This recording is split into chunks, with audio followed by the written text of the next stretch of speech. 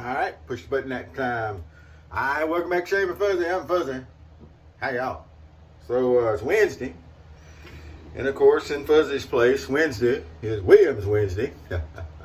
Made it back around to another Wednesday. How you like that? It's a pretty good milestone to make it through another week. You know, we're in the middle of this week, but it's a week from the last Wednesday, so I'm okay. You know, people had the most birthdays, live the longest. Got to build them days to get there. So I'm working on a record myself. I don't know about you. So there we go. But anyway, as typical on every other Wednesday, got to go in at 3 today. Got off at 7 this morning. It's that little short turnaround day. And had a new pair of boots come in at the store. I'm ordering them through the store. Shoes for Cruise, it's called. Well, the first pair of boots I got in, I wasn't paying enough attention when I ordered them. I looked at the picture and said, oh, those are some good looking boots. Those look good. And I didn't read. And it's always important. And I'll give you another example in a minute why it's important to read. Always important to read before you order stuff. Don't just look at the pictures. Ooh, that looks good. That's exactly what I did. I get them in and they're made out of rubber. They're food service. Now, that's not particularly a bad thing, especially if you're working in a wet environment. But as far as, security work, I got to have something that's got that leather look to it that I can shine up and look sharp, because I got a major account manager, they call her major, and she don't play no games on uniforms, which is good, because I don't play no games on uniforms neither. Got to look sharp, right? Got to look the part. So anyway, I called the people, and after they finished being real nice, telling me I was a dummy because I didn't read the description to start with, I found a pair that should fit what I want and ordered them, and they're supposed to be in today. So I'm going to try to swing by. If I can get out of here quick enough, I'm going to swing by the store and pick those up, because the boots I've been wearing to work are, they need replacing. Trust me. Anyway, vintage Williams shave stick today. The one in the red plastic. We did a modern Williams L today, so time for a little vintage stuff, and why not the shave stick?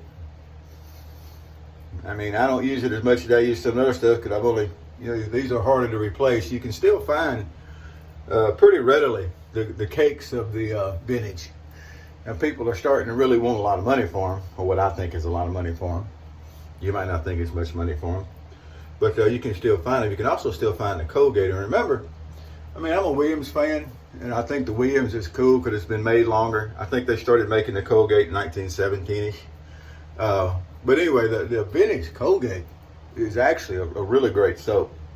It beats the pants off vintage Old Spice, and it just really does. Vintage Old Spice is really not that big a deal soap-wise. It's just a soap, in my opinion. But it's really neat because it is Old Spice and everything. But anyhow, so for a brush today, I was digging around. I haven't used a synthetic in a while. I thought I was really going to get on the synthetic bandwagon. I really did. And then I really fell off of it and got run over by the horse. That's what it's like, Yeah. So anyway, but Tuxedo, one of the members that used to hang around at Toast for a while, and he dropped out. That happens. It ebbs and it flows. People come, they're around in a while, and then their interest moves off to other things. And here lately, life has gotten everybody's way, mine included. I'm not there nearby as much as I used to be. But anyway, he had refinished his handle and put this tuxedo knot in, and I've always left it in there. But we're going to use the synthetic brush with the Williams today. Now, I find with synthetic brush, you don't need to soak them for the first thing. They're not going to soften up. Whatever. People that soak synthetic brushes are throwed. Sorry. But, and they tend to be funky about holding water, and then you go and you touch your face and they dump water all over the place. So just be kind of careful about your water. The good thing about synthetics, obviously, is that they dry quicker and they don't mold and everything. So if you're traveling, synthetic brushes are generally considered better for traveling because they dry quicker. You can get them dried, use a blow dry them, whatever. They'll dry, and you pack them away, and you don't have to worry about them molding and that mildew and that kind of stuff. Getting water all over, whatever. But anyway, so there are advantages to them, I understand. And there's people that use them and say they're better than Badger and Boar and Horse, and that's all they use, and they like the big synthetics, and it's the greatest thing since sliced bread. What was the greatest thing before sliced bread? I don't know. But anyway, some people think they're the greatest thing since sliced bread. I'm not one of those people. I'm not a sheeple.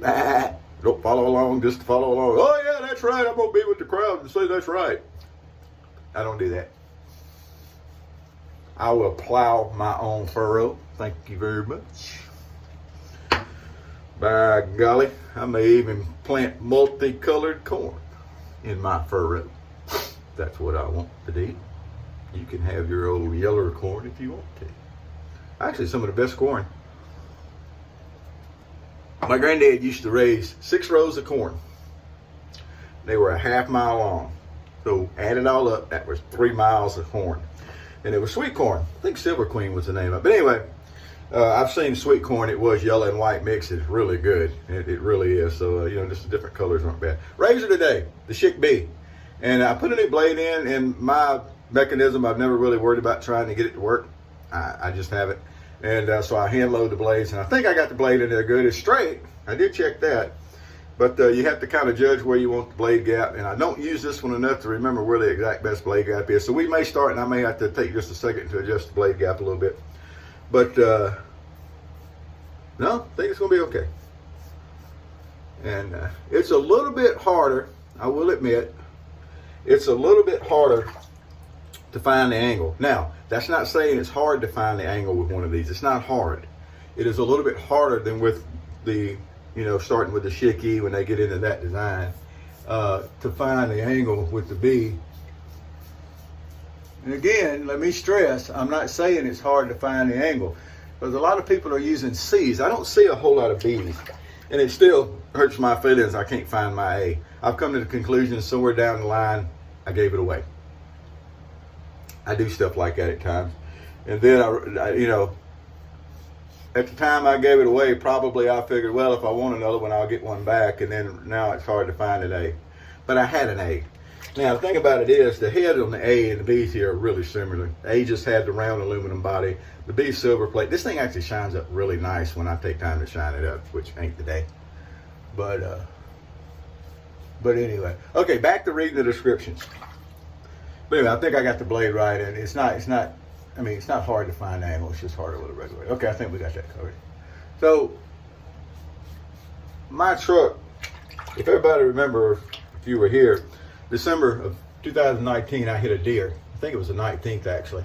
Anyway, no, the 19th, no, 16th is the day. But anyway, December of 2019, I hit a deer in my pickup. And I was doing 60 miles an hour on cruise control when I hit her. So it took out the front of the truck. I was actually able to drive it until I got it to the shop. I drove it for a couple of weeks. The radiator was bent into a U, but it wasn't leaking and it was still cooling. I drove the thing for a while. But anyway, one of the things they had to replace was the air conditioner condenser. That truck has a motor fan that runs off the belt, and it has an electric fan. Well, they replaced the electric fan. But when I picked it up from the shop, the check engine light had started coming on. But I picked it up, it was January, it wasn't hot. So I didn't put it all together until later that's what was causing it, was the fan having a problem. Was causing my check engine light. And by the time I figured it out, I realized that the engine cooled just fine without it, and the air conditioner cooled just fine without it. So I didn't worry about it. I don't care about check engine lights being on. It doesn't hurt my feelings to have a check engine light on particularly. Now, when I go to get an inspection sticker, what they call a brake tag some places around here, believe it or not, they care if there's a check engine light on. But if I turn the air conditioner off and I crank the truck a couple of times without running the air conditioner, it would turn that trouble code off, because that fan only runs when the air conditioner comes on. So anyway, I didn't worry about it. Well, I decided to worry about it because it's been getting hot, and the air conditioner still works good, but I thought I remembered it working better when I had the fan. So anyway, I ordered a fan online. It was less than $100. I said, oh, that's a good price. Well, the reason it was a good price is that it wasn't actually the direct replacement. It was a generic kit that you can buy when you need a fan. and it'll fit a bunch of different vehicles. And you actually use, it's like a modified zip tie type thing you use, and you kind of just hang the fan in from the brackets, and it's there. And I got it in. I said, well, you know, it's not that big a deal anyway, because the fan's not that critical. It'll be fine. So when I went to, when I took the old fan out there, and I waited a year before I even messed with the thing, but the other morning I decided I was going to go mess with it. So I took the fan out. Easier task than I thought it was going to be. It didn't take me 10 minutes to get the fan out. And I said, well, we're going to make sure this fan. So I stripped the wires and I hooked it on the battery, and the fan came on. Nothing wrong with the fan. I remember they told me at the body shop that they had to rebuild the connector, the plug, because when the deer hit, it snatched that plug loose. So they had a guy come in and charge $300 nearly to rebuild that plug. He wired it wrong. Where the power on the fan comes into the plug, there wasn't no wire there. I ran the wire into where it was the right place. My fan's working. But Fuzzy being the brainiac he is, somewhere along the line, I had thrown the box away that the new fan came in. Kept all the paperwork, but I threw the box away because it was taking up a bunch of room, and I figured I wasn't going to need it. So I can't return the fan. So if I do end up needing one, I got one, because I ain't throwing it away. Or if I run across somebody that needs one and they can just use the universal fit, then I'll be able to help them out. But anyway, and I was right. On these really hot days, the fan blowing that extra air through the condenser does help it cool better. It doesn't matter as far as engine temp. The truck wasn't overheating or anything, but it does help it cool better. Anyway, read the descriptions, because I didn't realize that was just a universal kit. I thought it was actually the one that goes in the truck, and it's nowhere near the one that goes in the truck. The one that goes in the truck is a really neat little design, because it slides in, and then it's got slots that run into tabs. So it's all, you just slide it in, lock it in place. You slide the shroud over it, the engine shroud over it, you lock it in place, you put 2 bolts in, and the whole thing's held in place there. The whole process of fixing that thing, even fixing the wire and putting it all back in, it wasn't 30 minutes the other day. But anyway, read descriptions. I have a habit of getting home from the shopping and stuff and looking down. It's like, what did I buy that for? That's not what I thought I was picking up. It happens. It really does. All right, another great shave from this here old Schick. If I'm not mistaken, either from like the 1920s. And they were repeated. You put the magazine in and you pull the bottom, the head swivels on these. You got the old swivel head there. So you swiveled it down, you pull the bottom down, you push it back up, and it fed a new blade in. You know, Magazine Repeating Company, I believe, was actually the name of the company at the time. Anyway, I've seen people with the C's that those are still working. I guess there's people with B's that they go back and they rework those and they get them working. I've been told that the older blades were just a little bit wider than the modern blades, maybe longer. Well, not longer, but wider. I don't know. I heard that, I think. But people still use the modern blades. They load up the magazine, which is really neat. I just haven't got it in my head that I'm worried enough about it to go and try to fix this one. And like I said, it's silver plate. It shines up pretty when I want to shine it up, so I don't worry with it. But all right, there we go. Nice and shaved up for work there. Beautiful shave. These Schicks, if it's a Schick, and like I said, this was actually before the Schick. This is a magazine, but still it's a Schick. You know, they do a good job. They really do. If you get a chance to pick one up, it'd be really nice to add to your collection. It is not hard to hand load the blade at all. One thing I keep handy, and I need to clean the rust off this one, but anyway, this is actually a Craftsman brand, but anyway, the little pick thingies that you would use when you use the little springs and stuff, I keep one of those around. It's handy for guiding it in and adjusting it and carrying on. I keep it around for a lot of things, but that's one of the things I use it for. But anyway, all right, so for our aftershave today, Brute came out at one time with a red and a blue bottle. Attitude is the blue bottle, and I don't remember what the red bottle is. I got one over there. I about used all the red bottles, but anyway, I've still got a fair amount of this one left. Thought we'd use a little Attitude today by Brute. One of those things that not everybody has, not everybody's seen, not everybody's used, but I've seen it and I've used it, and I'll use it again today. And really, it's not a bad scent at all. I kind of like it. It's more of a modern scent than the actual Brute. And if you remember, they also had the Brute, what did they call it? Brute Revolution. That's it. And they also made the deodorant for it. Now, you can pick these deodorants up with that Brute Revolution. I haven't seen the aftershave for sale in a while. I've actually got a couple bottles of it. But you could actually pick that up at Dollar Tree. They sell it $1 a thing. And it's a nice scent. I like it. It's a nice scent, though. Where did that come from? I'm not Italian. Anyway, whatever. Well, there we go. Oh, he don't know it yet, but we're fixing to. I'm fixing to make an offer of a mod spot at Toast 3. So if you're interested in all that kind of stuff, you may want to wait and see who the new mod's going to be, if he's dumb enough to say yeah. But anyway, we'll see. Come over and see us at Toast 3. That's www.tost3.com, toast3.com. And it's a nice, quiet little place with a couple of people running amok. But there's a lot of knowledge between that and the original safety 2. And then the original safety in this old sites or read-only archives. There's a ton of information there. Anything you want to know about the SE, it's in there somewhere.